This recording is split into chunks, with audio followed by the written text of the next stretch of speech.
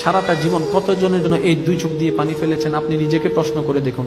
হয়তো আপনি কারো কথায় কষ্ট পেয়ে কিংবা কারো জন্য, বিশেষ ব্যক্তির জন্য সারা রাত আপনি কান্না করে বালিশ ভিজিয়ে ফেলেছেন। সে মানুষটা হয়তো সেই মুহূর্তে আনন্দ উল্লাস করে রাত কাটিয়েছে, যার জন্য আপনি কান্না করে রাত কাটিয়েছেন।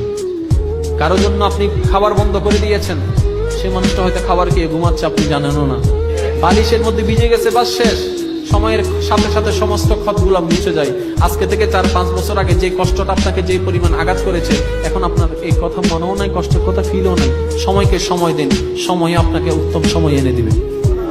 জীবনটাকে আল্লাহর উপর ছেড়ে দেন, রহমতের উপর, দেখবেন যে আল্লাহ পাক আপনার জীবন তরিটাকে অনেক সুন্দর একটা পজিশনের মধ্যে পৌঁছায় দিবে।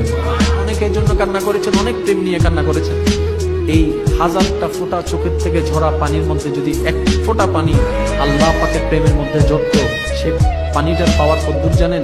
এই আশেকের আল্লাহর ভয়ে ক্রন্দনের এক ফোঁটা চোখের পানি যদি জাহান্নামের আগুনে ফেলা হয়, ওই আশেক বান্দার, ওই গুনেহগার বান্দার, ওই তওবাকারী বান্দার এক ফোঁটা চোখের পানিটার মধ্যে আল্লাহ এমন একটি মহাব্বতের শক্তি দান করেন যে জাহান্নামের আগুনকে পর্যন্ত নিভাই দিতে পারে।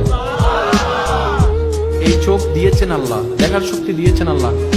কার জন্য কাঁদা দরকার ছিল? কেঁদেছি কার জন্য?